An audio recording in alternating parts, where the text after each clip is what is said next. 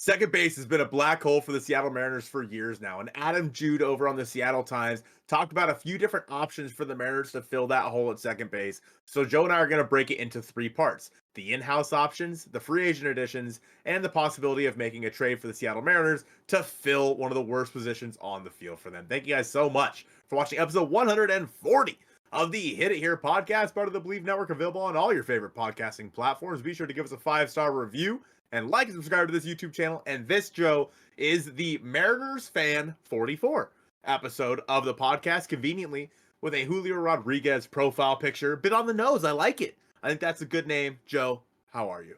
I'm feeling great. I'm glad that Mariners Fan 44, they've got their priorities straight. Like they know what they want. They set out to be it, and they just do it, right? Just do it! And what the Mariners need to do this offseason is to upgrade at second base. So I say to them, just do it! And make your dreams come true. Yeah. Yesterday you said tomorrow. Which is I don't remember. Whatever. It was a long time ago when that came out. Second base, Colton, it's been a black hole. It's been terrible. It's been awful for the Seattle Mariners ever since Robinson Cano graced the friendly confines of second base in Seattle. It's just been bad. There's no hope, it feels like. But every single time we think, oh, this guy feels good. This guy feels like he'll be a good fit. It never works, right? Out of the last three, Frazier, Wong, Polanco, my money was on Polanco being the guy that would have fixed it. Sure, hindsight 2020, whatever, like me saying that about Polanco is probably also on the fact of like, oh, Frazier didn't do it. Oh, Wong didn't do it. Third time's the charm. Unfortunately, the luck did not. The luck is still out with the Seattle Mariners, but there's some interesting names here, but also I'm still pretty much on the side of it needs to come from within to break the curse fully, but we'll see. Colton, I want to know, do you think we get an above 100, like league average WRC plus from second base in 2025? Joe, I would bet on it. Where? At Bet Online.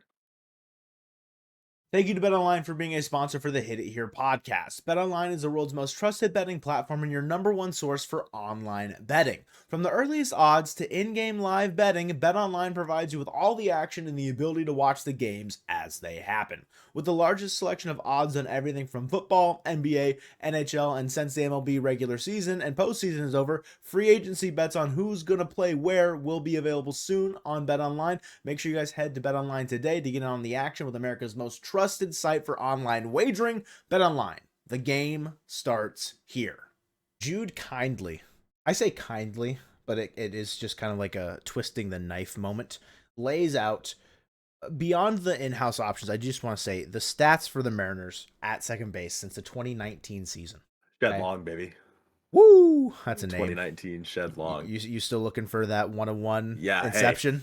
Hey, if any of you guys have, I think it was 2019 Topps Inception Shed Long 1 of 1. I think it's a black colored card.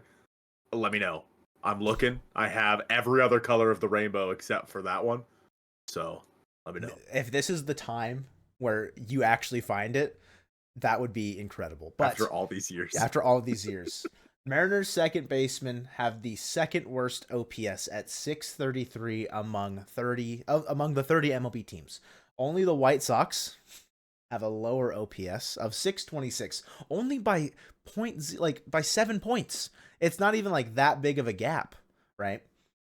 Over the past 6 seasons, the M's rank it last in batting average at 222 and 25th in WRC plus. Bottom 5 at the position. It's just bad. And there needs to be an answer. Colton, within house, the options, I'd say they're among some of your least favorite names. to be just quite honest, like what's going forward with this team in 2025. And I think we kind of say that every offseason of like, okay, this didn't work last year. You cannot accept this offseason like going into 2025 if you are doing X, Y, and Z. Like if you're not actively trying to upgrade at that position, and sure, they could say that they're trying to upgrade it and like this, nothing happens. But like the depth chart that Jude lays out is Dylan Moore, Josh Rojas, and Leo Rivas as MLB options, AAA is Ryan Bliss and Samad Taylor. AA is Cole Young and Brock Rodden. High A is Michael Arroyo, and then low A, Charlie Pagliarni. Like, I think you can move every one of those guys up that are in the minors. Like Cole Young's not going to be in AA. It's just kind of like how it ended last season as the depth chart was concerned. And Dylan Moore, Josh Rojas, and Leo Rivas as the MLB options. I think you can safely put Ryan Bliss in that conversation as well. But also, there was, not to like deviate from the topic at hand, but there was an interesting Jerry DePoto interview with Buster Olney where he kind of outlined Dylan Moore's like some offensive like contributors like going forward in 2025. Mentioned Dylan Moore's name, did not explicitly mention Josh Rojas's name, which I found interesting. But going from within house here, Colton, what are your thoughts, I guess? If I was to like handpick if I had to pick someone in house, I would probably go with a platoon of Dylan Moore and Josh Rojas, or Josh Rojas and Ryan Bliss would probably be my platoon choices moving forward. Not to say that those are good options, but until Cole Young is ready, which I think is exactly what the Mariners are going to be doing. They're going to be, as Jude mentions, he said until then they'll need a stopgap. So yeah, that's what it should be, is some sort of stopgap. So if they are going to go in house, those are the guys that I would go with here. It's not pretty, it's not the best, but if you do go with those guys, you have to upgrade in other positions like quite a bit, honestly, because we know the offensive numbers we got out of Josh Rojas. Dylan Moore was another guy. We saw the offensive numbers out of him, although he did have his best season. But like at the same time, did he? I don't know. Leo Rivas, it was fun while it lasted. Little lightning in a bottle guy, but that's not something that I can really see continuing. And same with Samad Taylor. Like Samad Taylor, Leo Rivas, very similar in my opinion to like a flash in the pan like Victor Robles was for like a week time, where it was just lightning on the bases, like everything going right for them, but then they kind of tailed off, whereas obviously Victor kept going. So I don't know. I think that it's fine as long as you upgrade to other positions, but I think we both agree they should go out there and make some sort of move this offseason. But if they have to go in house, I'd say Dylan Moore, Josh Rojas. I think I would say everything what you like. I don't disagree with you. Ryan Bliss, obviously, if he's not traded and whatever they do elsewhere around the infield, Ryan Bliss will probably see some run as well, given how valuable Dylan Moore was around the infield, around the outfield as like a utility guy. I mean, won the Gold Glove for being a utility guy. Like that has its own intrinsic value. I think Ryan Bliss allowing Dylan Moore to remain in that role could be pivotal for both of their own success, because one, it allows Ryan Bliss to get more playing time. If he's performing well enough, it allows Dylan Moore to be used how the Mariners want him to be used, like a Swiss Army knife. Whereas if Ryan Bliss isn't performing, okay, now you have to use Dylan Moore as your stopgap at second base. But Jude does lay out the fact that it's not just in-house stuff. There's other avenues that the Mariners can go with should they choose to do so. And Colton, we're going to start with the free agents. And the first one that's listed, I think, is, do you want to start with the top? Take it from the top?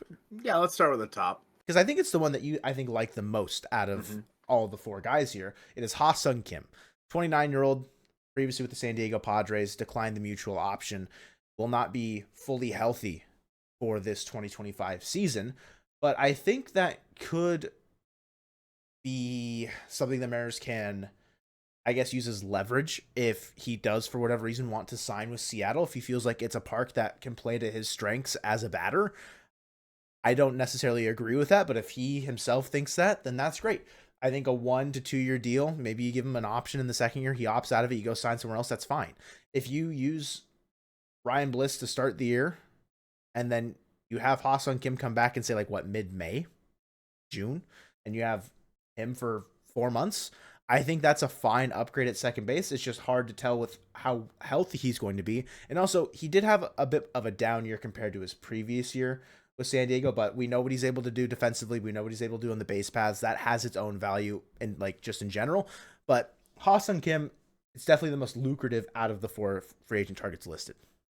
Ha-seong Kim's statistics are very interesting to me because in 2024, he had a 16.4% strikeout rate, lowest of his career, and a 12.3% walk rate, highest of his career. That was good for 96th percentile on walk rate, or walk percentage, and 81st percentile in K percentage, 92nd percentile in whiff percentage, and 98th percentile in chase rate. He doesn't chase. He doesn't swing outside the zone.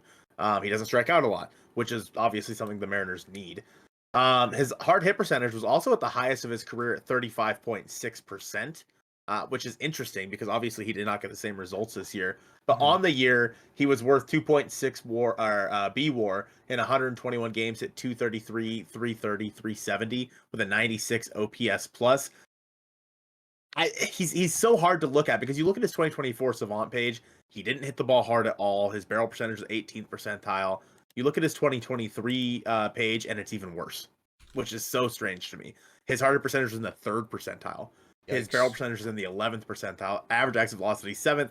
Expected slugging 14th. Like, I don't necessarily know like what was up with Ha-seong Kim this year, but like I think it's really when you look at his profile, you would think just based on this, he would have had a better year. But he's a guy that is very good defensively. You could put at second base, you could move JP over and have Ha-seong Kim play shortstop. He's very good defensively, so I think that's fine. As for a contract for him, he's probably just going to want to get a 1-year deal to prove, because I mean, in Jude's article, he said that Ha-seong Kim probably would have been $100 million guy had he stayed healthy, and he didn't. And so because of that, he'll probably need to sign a 1-year prove it deal and see what happens. Does he want to sign that with Seattle of all places?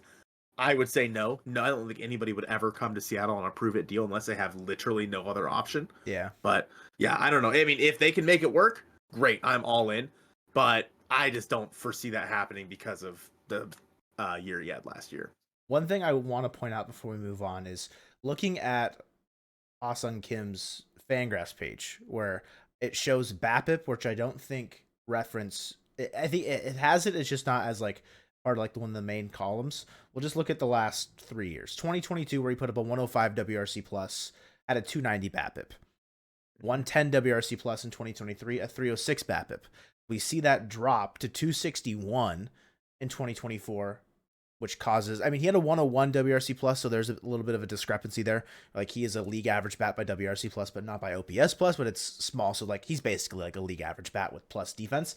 You just see the BABIP drop a little bit there. So I don't think the batted ball profile is like horrendous to where like it won't play in Seattle, but there's definitely legitimate concerns, just like how pitcher friendly T-Mobile is a lot of the times. But alas, if it's a guy that doesn't strike out, doesn't chase, walks well, there's still going to be value in that player, especially when he's so good defensively and with his legs. And the same can be said for another KBO counterpart, Ha-seong Kim, being posted by the Kuum Heroes, Ha-seong Kim's former team, but he is entering, this will be his first year coming over to the MLB. Should he be signed, he will be signed. A second baseman, used to play shortstop as well. It's a very similar profile with just less pop, right? Ha-seong Kim, he's a lefty, a bit more contact first guy, but still great defense, great speed, probably not as high of a ceiling as Ha-seong Kim, and it, I think, largely comes from how much pop is in that bat.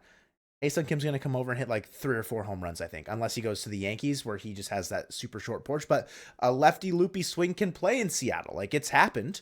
Like, you know, maybe he runs into a couple every so often just because they don't know how to pitch to him. But also, coming over from the KBO in your first year, like, Ha-seong Kim put up a 71 WRC plus in his first year.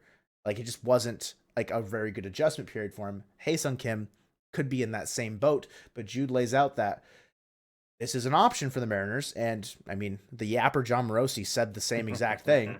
Trade rumors had 3 years over $24 million for Ha-seong Kim, $8 million a year.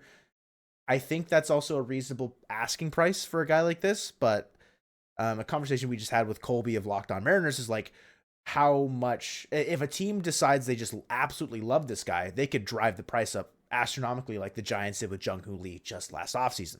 So is 3 years, 24 realistic? I think so. Unless the Angels, Giants want to give him 40 million, then that's their, you know, that's their God-given right as a baseball franchise to give a player who maybe just doesn't amount to anything that much money because they're that desperate for what could be, I think, with Ha-seong Kim. The hard part with Ha-seong Kim is, again, you know, he's a whiz defensively. Like, that's awesome, and the Mariners could use that. And something I think that we've heard a lot over the past, you know, ever since Polanco basically came here, was a run saved is the same as a run earned. Like, it is the same idea, and if the Mariners pitching staff is as good as it is, like if it's this good next year as well, then having even better defense behind him is crazy. I think that the problem with Ha-seong Kim is that it kind of feels like he's redundant on this roster. Sure. And not to say that, like, you know, if he comes over and hits, 300 like he was in the KBO, then awesome. Like you mentioned, I don't necessarily see that happening, just the adjustment period. One of the things that or that we talked about for our offseason plan was maybe backloading a contract for him, starting him out, I think it was 5.5 and then 8. Is that how you did it? I don't remember. Yeah, because I did 4 years, 26. Right. And so, like, if that's something he would take, I think that you offer him the 3-year, $24 million contract, like, just see what happens, just see if he bites, see if he comes back and wants more, whatever. The Mariners should be in on Ha-seong Kim. It's just a matter of, if you go out there and sign him, what do you do with the other guys that are very similar to him? And what is your backup plan if he does struggle this year? Because frankly, the Seattle Mariners, they don't have the liberty to go out there and hope on a guy this year. They really don't. This needs to work, because if it doesn't, the hell is going to freeze over next offseason, literally. And so you gotta, like, if you do sign Ha-seong Kim, you need to go out there, and very similar to what I said earlier with the staying in house, which is why I think he's kind of redundant, is you have to go make sure you make moves in other positions that raise the floor of this team, and as a safety net for what Ha-seong Kim likely will be, because I definitely like Ha-seong Kim more. I just don't know what the asking price is going to be on Ha-seong Kim, but Ha-seong Kim I think is a good option as well. I think you laid it out pretty well there in the idea of, like, dreaming on someone. They've been dreaming on Cole Young for the last 3 years, as trying to find small 1 to 2 year solutions until Cole Young is ready, and they just hasn't panned out. So, like, dreaming on a guy like Ha-seong Kim, not only is it redundant for the guys in-house, but, like, if he's better in a year's time, so will Cole Young. Cole Young probably just takes that job anyways. And then, sure, he could be relegated to a more utility role, but, like, again, the Mariners have been able to find utility role players for a lot cheaper than that. So, like, I think you'd want him to be a more bona fide option, but does he develop into that? That's kind of the question that you're asking. A guy that's been a bona fide option in the middle of a Yankees lineup for a couple of years' time now. Obviously, he's been on a little bit of a decline, but still one of the more, I don't want to say, like, premier offensive options at second base, because it wasn't great for Gleyber Torres in 2024, but we've seen him have those big years, those big moments. I mean, he's going to be 28. He's still, like, relatively young, because he's been around the block a time or two already. It's just, he's not a good defender, which is, to your point that you made about both the Kims, is like a run scored is whatever. So run saved is the run earned, and the something or another. Yeah. The oblique is in your back. That's true.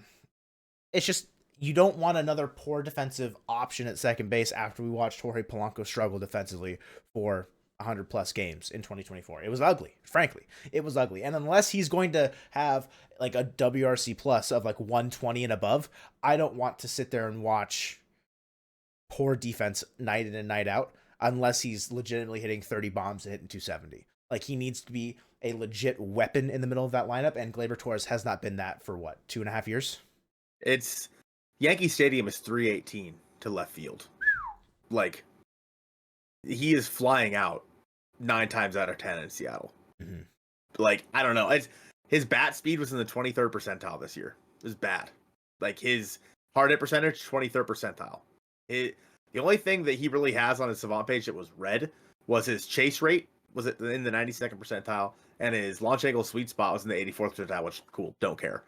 Arm strength, 7th percentile, and range, 15th percentile. Just not That's good. not good. Mm-hmm. And for the price tag that they say, $18 million a year, that he's predicted, like a 2-year, $36 million deal, no chance. It's just not worth it. No, he's just not. A couple years ago, I would have said sure.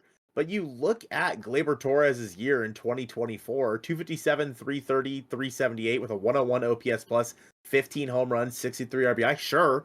Like, obviously, that's better than what we got out of Jorge Polanco.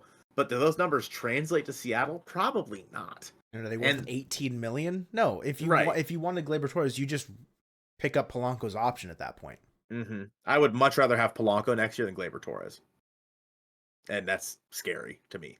um, yeah, he 36.4% ground ball percentage. Like, he doesn't hit the ball on the ground that much. He definitely hits the ball in the air, but how important is that in Seattle compared to how important it was in New York? It's really tough to say.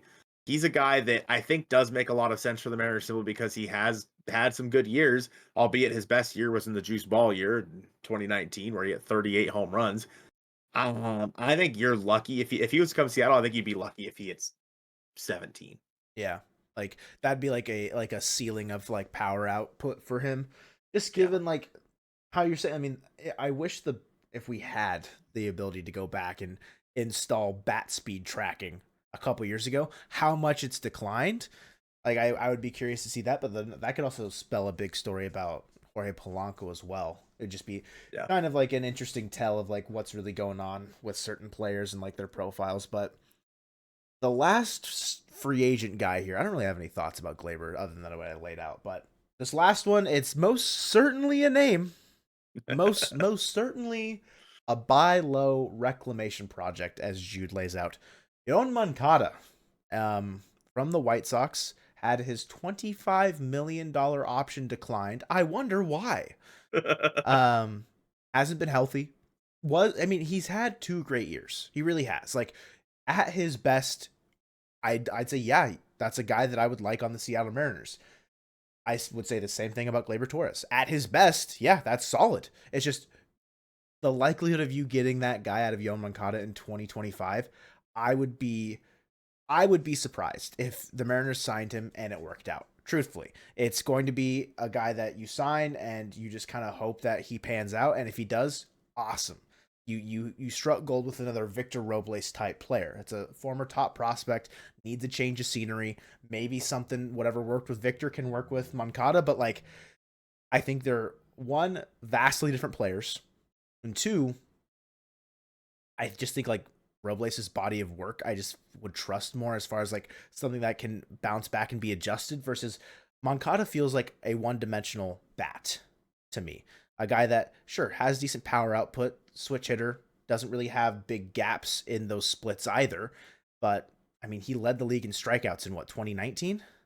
217 strikeouts. Like, holy cow. Like, it's possible to strike out that many times in a season? Like, that's insane. Like, it's just, it feels like this is a guy that if the Mariners do sign, he's gone by June. I think the way that like you compared him to possibly being like a Victor Robles reclamation project is fine. I think that's good. I think that's a really good way to put it. A 29.2% career strikeout rate makes you want to throw up. And you're right. Yoan Moncada is a guy who is very one-dimensional. You look at his Savant page. I'm not going to look at 2024 because, frankly, he played in 12 games. There's no data. Yeah, but in 23, he was in the 98th percentile in launch angle sweet spot. Cool.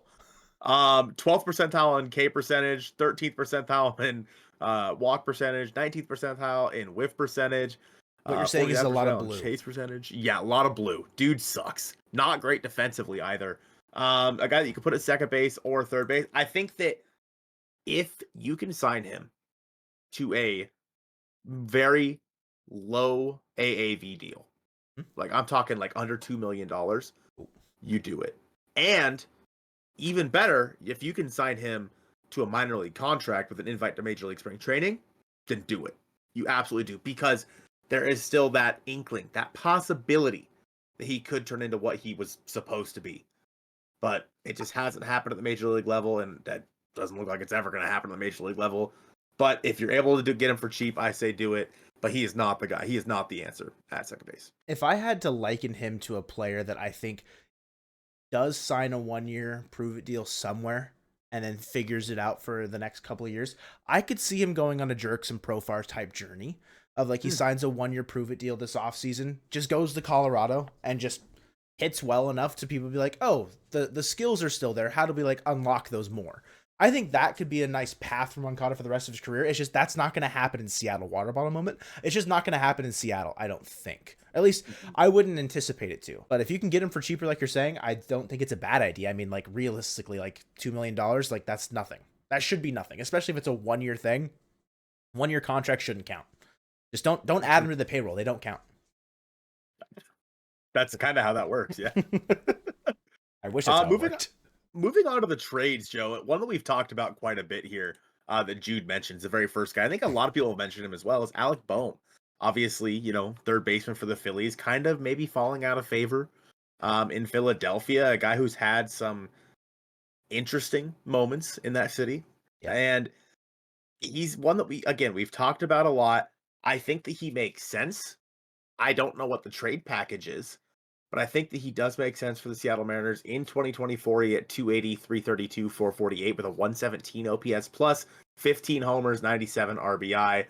Struck out only 86 times. He doesn't strike out that much. Just 14.2% this year, 17.9% in his career. But he also doesn't walk much, just 6.5% in his career as well. Hits the ball hard, about 7% above league average. So, yeah, Alec Boehm is an interesting player to me because he's not great defensively. As for what it's going to cost to go out and get him, I think that he will be available. Like, I do think so, because I do think the Phillies are going to go out there and maybe take a crack at Bregman. Sure.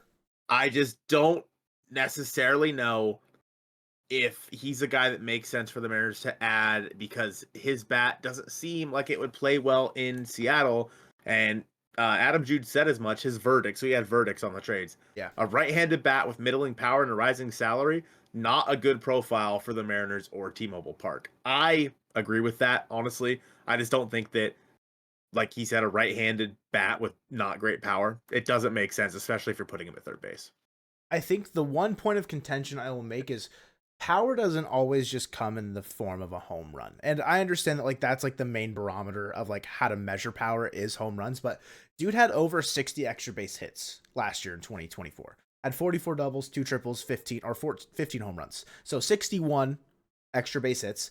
That's like, again, if you say you took 14 of the doubles and you gave him home runs, people would be like, wow, he hit 29 home runs last year. That's True. crazy. And yes, you'd see his OPS and his slugging climb up that much more because you're taking, a third of his doubles and turning them into home runs. Like, yes, of course it would increase it in that much more. And his WRC plus would be probably like 130 instead of 117 or whatever. I think the batted ball profile can work. I don't disagree about the rising salary being at, I think his arbitration projections at 8.1 million. So that would take about like half of the Mariners budget, more than likely. Projected budget. Yeah, projected budget, if you want to call it that. The trade package, obviously the Phillies are in a contention window. They don't want to have prospects probably come in. They probably want some sort of major league talent if you're giving up a major league player. How did the Mariners fit into that? Like, it's just Ryan Bliss, Dom Canzone. You look at maybe trading Josh Rojas. You look to the bullpen and guys that you can trade from there. That's where Alec Boehm trades really kind of fall in place. But with the concerns about whether or not this year his defense was more so an outlier compared to years prior, I think is a legitimate concern to have. Because if he's not going to be a big power guy at third base and he's also not going to play above average defense for you, that $8 million price tag basically she was like, you should have then not traded Gino Suarez last offseason, kind of a thing, right? So it's like, it's a popular trade candidate for a reason because he's available, but I don't know how much the Mariners would be willing to trade for him and if he's really that worth it at the end of the day. Do you think a trade package of Josh Rojas and Gregory Santos gets it done? I think you can toss in like one more like quad A guy, and I wouldn't bat an eye at that trade. I think that'd be fine. They take Santos and like coming off a bad year with Seattle, just couldn't stay healthy. Maybe they think that they can get him right, and they have a 7th, maybe an 8th inning guy, and then they pair Rojas with Edmundo Sosa. You're probably fine there if you give them a quad A guy like a Cade Marlowe to help them defensively in the outfield should they need it. Great. I'd be fine with that trade. Very, very happy with it. Santos would suck to lose, but again, I think you kind of laid out in our offseason plan. Santos didn't do anything for us in 2024, so you don't really have any hard emotions attached to him. It's kind of hard because we haven't seen trades really go down other than like Soler and or Griffin Canning, right? Like right, I want kind of a salary dump. So. Yeah, it was kind of like a wash. Like I want to see a pretty bona fide trade go down where we kind of see what asking prices are going for, because just like this next guy, Nico Hoerner, he's probably the most expensive guy listed from Adam Jude, I'd say, as far as like what he's going to give you positionally, what he's going to give you value wise, how much money he's making. I think he is controlled until 2026 or maybe. Yeah, through 26. So it's not like arbitration or anything. It's like two 11 2 years. million dollar, like 2 years, $11 million each year. So like 2 years, 22 million. And he's put up like 4 WAR every single year. He hits for a good average, plays great defense, steals a lot of bags. Like Nico Hoerner is like the prototypical mid 2000s second baseman that hits well and would have been either batting second or ninth in that mid 2000s baseball. Of like, yeah, this is a guy that can hit for average, can play great defense, and does exactly what you need him to do on the field. Are the Cubs going to be willing to get rid of that heading into a year where I don't even know what the Cubs are doing right now? Like, they've got Bellinger coming back. They have Seiya Suzuki. Like, they were in on Ohtani last offseason. Like, are they going to sign a pitcher? Like, the Cubs are in such a weird standstill spot that I have no idea what they're doing. Does it make sense for them to trade Nico Hoerner? It could, but are the Mariners going to be the team that's going to offer the best package for him? I'm not sure. Hey, I think that if Hoerner does get traded, I would assume it would be at the deadline. I think that they'll probably try to take a crack at this year. And if things are not going well for them, then they would go out and trade Hoerner. But you look around that National League Central, and like the Cardinals probably won't be very good next year. Yeah. The Brewers, I mean, they lost Evan Williams. That's a guy that's now no longer on that team anymore. Like, obviously, the Brewers are probably the top of that division right now. But could the Cubs catch them? I honestly think so with the team that they've put together. And I think Nico Hoerner is a big part of that. Hoerner's a guy that's going to hit 280 probably for you. Not a lot of power. His career high is 10 home runs and going to have right around a 100 OPS plus. But you have a guy who's going out there and putting up, 170 hits a year. That's a very valuable player for you. You don't need a guy that's going to go out there and crack 30 home runs at second base all the time if you fill in at other positions. If you go get Hoerner, and he's a guy who, I mean, you saw it with Victor Robles, creates havoc basically on the base paths. He goes out there, he doesn't strike out hardly at all. His K percentage in 2024 was 10.3%. 10.3. Very good. 12, almost 13% below league average is insane. He doesn't hit the ball hard. Barrel percentage, first percentile. But what'd you just say? He still got 170 hits with a low barrel percentage. Dude just knows how to hit. We had 159 hits. Well, you said 170. Well, that was 2023. Well, whatever. I think you can compare him to like a hitter similar to like a Justin Turner vibe of like doesn't hit the ball hard, maybe doesn't get the barrel to the ball, but knows where to hit the ball and can make the most out of those situations. Whether it's a bad pitch inside, he just jams it, shoots it out the other way, or similar situations like that. I don't want to compare Hoerner to Justin Turner because they are vastly different players, specifically athletically. But I think about Hoerner as a guy that knows how to hit a baseball, and that can be so valuable to a position for the Mariners, like Jude laid out, have the lowest batting average since 2019 at 222. If Hoerner comes in and it's 60 points better than the average over the last 5 years, yeah, you take that every day of the week.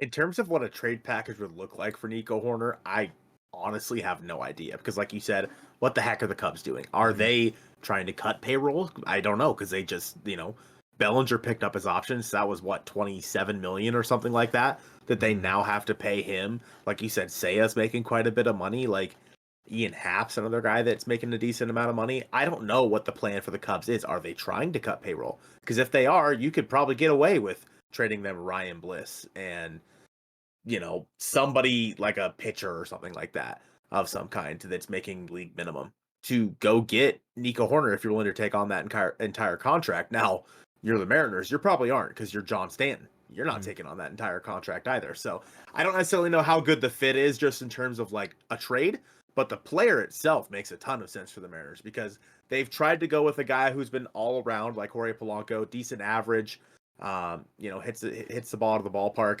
They tried to go with Adam Frazier, who was more of a slap hitter guy who, when he was with the Pirates was hitting 300, went to the Padres, sucked, came here, sucked.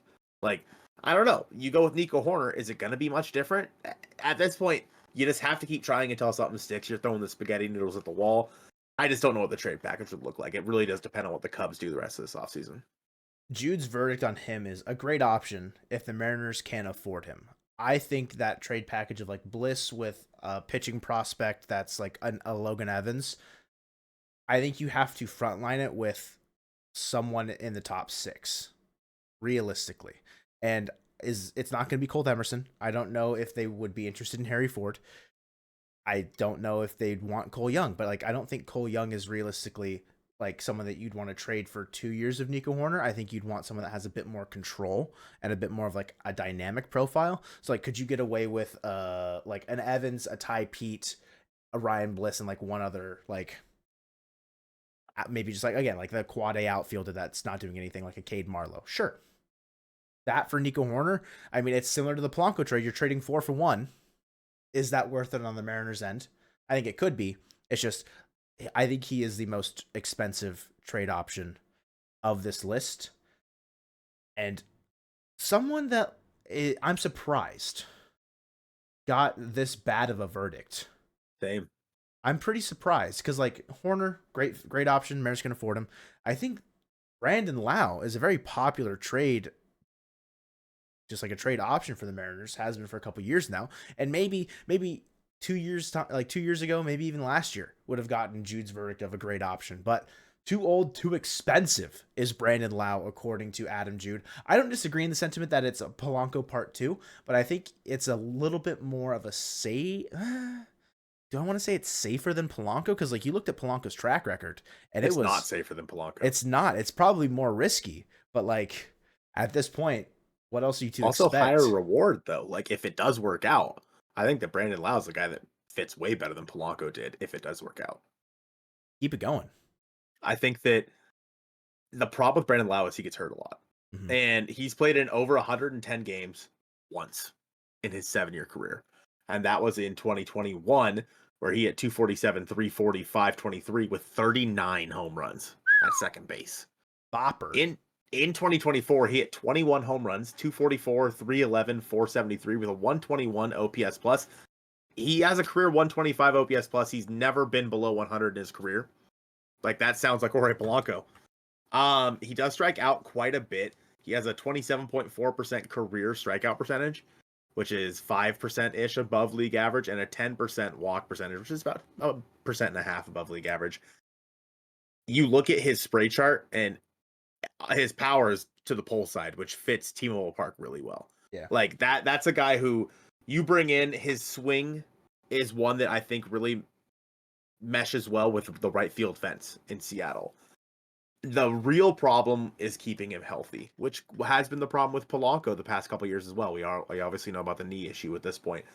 I think that it makes sense, and I honestly, in my opinion, it isn't going to take a lot to get him. And if you guys have already watched our offseason plan, I traded for him, and I also traded for Pete Fairbanks in that to get I think it ended up being like $14 million of payroll coming the Mariners' way. Yeah. Brandon Lau is making what, 10.5? Mm-hmm. Like the getting that money off the books for the Rays is important to them, especially in a year where they're not going to be playing in Tropicana Field. I don't necessarily know how like revenue works. Did you see who the most expensive like person on their payroll is going to be in 2025? It's the New York Yankees, because they're paying them $15 million to play in their stadium.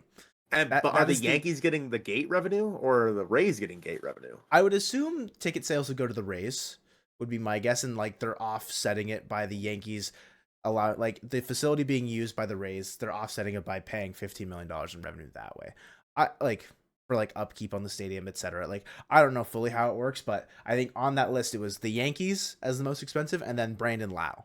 So we're getting the second most expensive player on the Rays payroll as it stands right now. I don't think he's too expensive. I think 10.5 is fine for a player like that, and he's got a mutual or a team option, I think, right? In 2020 for the 2026 season, should you not think Cole Young is ready, or however it works, that you could pick up if he's still hitting well, or you can decline and move on. I think Brandon Lau is a fine option. I also don't think it'll be too expensive to get him. I think it becomes more expensive if you acquire Pete Fairbanks. Right. But that also does 2 birds with 1 stone, which I think is a very sound practice to try and bolster your team in any way that you can. I think the risk is there, but at this point, can the Mariners play it safe? Not really. The next guy on this list is Brendan Rodgers. That's No, not he true. sucks. It's not. You're That's right. Gavin Lux. You're right. Well, let's talk about Brendan Rodgers first Because I he already spoke sucks. to him. Because he sucks. No, the Mariners should not go get him. Final answer: he sucks. 94 OPS plus in 2024. Everything except for the hard hit percentage is blue on his Savant page, and he plays in Coors Field. Dude sucks. Have you looked up his splits? Dude sucks. I think I looked it up once and it was horrendous. But this is a guy that like a couple years ago would have been an interesting pickup, but ever since 2022, he's just been kind of like down. No, it's 21. He had a 4.3 WAR in 22 at 137 games played. Hit 266, 325, 408 with a 97 OPS plus. Hit 13. Dude sucks. Yeah, dude saw it sucked. Dude saw it sucked. I will say, I mean, I'm looking at his home away splits right now. Saw it sucked. A 465 slug at home in his career and 828 at bats. On the road in 862 at bats, a 628. Or sorry, a 356 slug. I said slug the first time, and then I went to OPS. Oh my god. The slugging is about 110 points down. Yeah. No. Sucks. Don't trade for him. Yeah. Not worth it. I think he's a fine defensive person, but like it's not a full-time option. That is someone that you're still platooning, whereas a lot of these guys are strong side platoons. He's a weak side platoon. That's not what you want. Gavin Lux, I think, has the opportunity to be a strong side platoon for you. Can play every day. Was once a highly touted prospect. Has had some injury problems and just getting kind of blocked within the Dodgers system. But if he's out of a job with Betts moving back to the infield, Dodgers could look to move on from him. I don't hate it. Honestly, I don't hate the idea of Gavin Lux, but out of these guys, he's probably of the trades, like second last. Like he's probably second last, I think. Right ahead of Rodgers. Yeah, but like, yeah, I think firmly ahead of Rodgers. It's not like could he be? No, I think he's firmly ahead of Rodgers. Mm-hmm. In 2024, Lux was coming off that ACL injury that he suffered in spring training versus the Mariners, by the way, in 2023. He put up a 2.1 WAR with a 251 batting average, 320 OBP, and a 383 slug. Good for a 101 OPS plus. Hit a career high 10 home runs in 2024. Whoop-de-doo. I played in 139 games, so it looked like he was healthy. Mm-hmm. He just nothing really stands out about Gavin Lux. His strikeout and walk rates are both around average in the MLB. Yeah, he's nothing special. Like, he's fine, but there's nothing about him that stands out that says, yeah, that's the guy you should go get. Not great defensively, which is a little bit scary, but he does kind of hit the ball all over the ballpark. I mean, most of his home runs were to right field, but he has a couple to center and left as well in 2024. So I don't know. I think that it's a fine fit. It's a guy that I had never thought about. Like, I had not even thought about Gavin Lux, but he is about as average of a player as I can think of. Like, when you look up a 100 OPS plus, you get Gavin Lux. That's what shows up. I think what is the most enticing about Gavin Lux is he will only cost, like, he will be the least expensive player of this list. He will be a free agent in 27. Like, you've got him for a decent amount of time, and he's not going to be making a lot because his service time hasn't really allowed him to earn a lot in arbitration. In 24, he was worth 1.5 wins according to Fangraphs. In 2022, where he had 129 games played, he was worth 2.7 where he had a WRC plus of 113. So, like, you can see that he's above league average sometimes. It's just, are you going to get that in a full season in Seattle? I don't think he's necessarily worth what he might cost since he is young and is cost controlled in that way. And it's also the Dodgers. Like, what are they really, what are they going to want that the Mariners have as far as just trade fodder? They're not going to want prospects, I don't think, unless they want to load up on like some arm talent because they don't think that their guys can stay healthy. If like you can sell them on a Logan Evans, Michael Morales type player, but outside of that, like, I think it's a tough package for the Mariners to kind of fit into. Yeah, I don't really see how that fits. I mean, I'd be fine with it if it happened, but it's one of the guys where you do have to upgrade at the other positions if you do go get Gavin Lux. The final guy of Adam Jude's article here is a guy that I have been asking for a very, very long time. Brendan Donovan of the St. Louis Cardinals, a guy who fits in at second base, can play the outfield for you. And I think, and so does Adam Jude, that he is exactly what the Mariners need. But we're going to talk about him in a separate video coming up here on Wednesday. So be sure to subscribe to the channel and check that one out. Thank you guys so much for watching episode 140 of the Hit It Here podcast by Bet Online, the Marineric episode of the podcast. And go Mariners.